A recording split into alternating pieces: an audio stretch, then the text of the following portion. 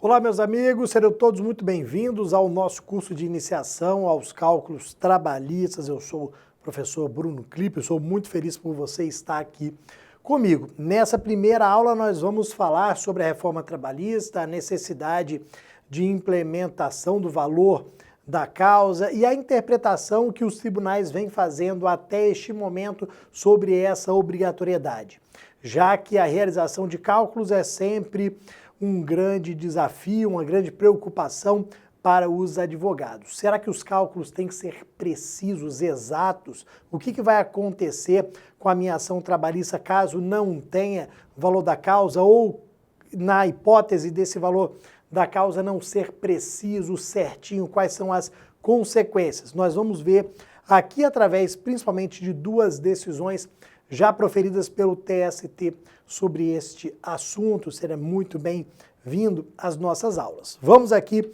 iniciar falando exatamente da reforma trabalhista, da mudança que nós tivemos no artigo 840, parágrafo 1º da CLT.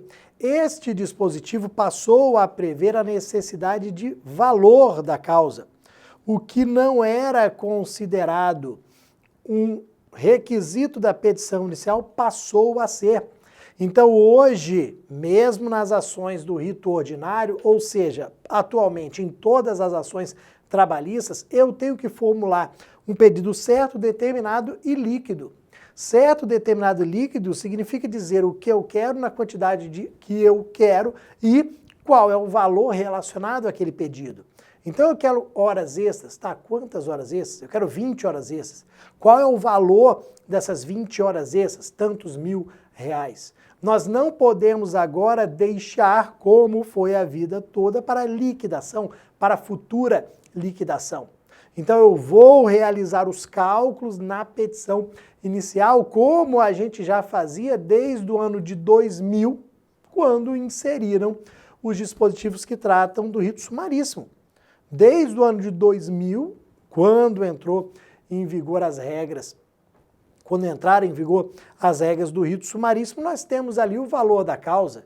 Então, se o valor da causa era de até 40 salários mínimos, eu fazia as contas, colocava bonitinho ali na minha petição inicial. Se fosse superior a 40 salários mínimos, eu colocava um valor ali qualquer, colocava ali 60 mil, 70 mil. Muitas vezes, o advogado do reclamante, ele simplesmente colocava um valor superior a 40 salários mínimos para não ter que fazer conta, para não ter que fazer os cálculos iniciais na reclamação trabalhista. Isso agora com a reforma trabalhista acabou. A reforma trabalhista entrou em vigor há 3 anos atrás, praticamente, e desde então preciso ter o meu valor ali, preciso ter o meu pedido certo, determinado e líquido. Então coloquei como um exemplo aqui pra gente, eu quero horas extras. Quantas horas extras? Eu quero 30 horas extras. O valor dessas 30 horas extras e os seus reflexos, R$2.500. Então eu quero as horas extras, quero os reflexos das horas extras, quero as demais parcelas salariais, que eram as demais parcelas rescisórias, INSS, então todos os cálculos. Então eu quero 40% de multa do FGTS, tantos R$1.000. Eu quero 3/12 de férias, tantos R$1.000. Eu quero 39 dias de aviso prévio, tantos R$1.000. Todas as contas. E vejam que eu dei exemplos de cálculos que nós vamos aprender aqui no nosso curso. Nós vamos aprender aqui a calcular o aviso prévio, por exemplo, o FGTS mensal, a multa de 40% do FGTS. Vamos aprender a calcular também 13º, férias proporcionais simples em dobro, esses cálculos que o advogado trabalhista tem que conhecer no dia a dia, vocês vão ver agora. E aí, lembrando principalmente, porque hoje eu tenho que ser um advogado melhor na parte de cálculos em virtude dessa necessidade de valor da causa. E aí nós temos posicionamentos do TST sobre este tema. A dúvida é, Preciso de cálculos exatos ou apenas uma estimativa? Aquele cálculo que eu vou trazer na petição inicial tem que ser um cálculo absolutamente correto ou basta uma estimativa?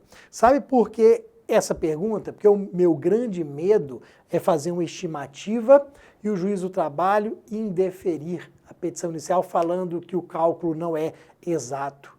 E aí, sendo extinta, sendo arquivada a minha ação, o meu cliente, o reclamante, vai ser condenado ao pagamento de custas processuais, nós vamos perder tempo e vamos perder dinheiro. Então, vejam, o TST, ele vem entendendo, eu vou mostrar para vocês, que o valor da causa é uma estimativa, que não há qualquer problema em não trazer cálculos exatos. Você tem que trazer ali, como eu coloquei no exemplo, horas extras, 30 horas extras, R$ 2.500. Se forem R$ 2.600, R$ 2.700, R$ 3.000, não tem nenhum problema. É uma estimativa, ok? Até mesmo para facilitar, por exemplo, um acordo, para facilitar o juiz na hora de proferir uma sentença líquida. Então, é uma mera estimativa. Nós vamos fazer o cálculo mais correto possível, mas se ele não estiver fidedigno, se ele não estiver perfeito, nós não seremos prejudicados. Isso que é um ponto importante. Trouxe aqui para vocês duas decisões aqui dos tribunais. Na verdade, trouxe uma do TRT, uma do TRT Terceira Região, uma do TRT Primeira Região.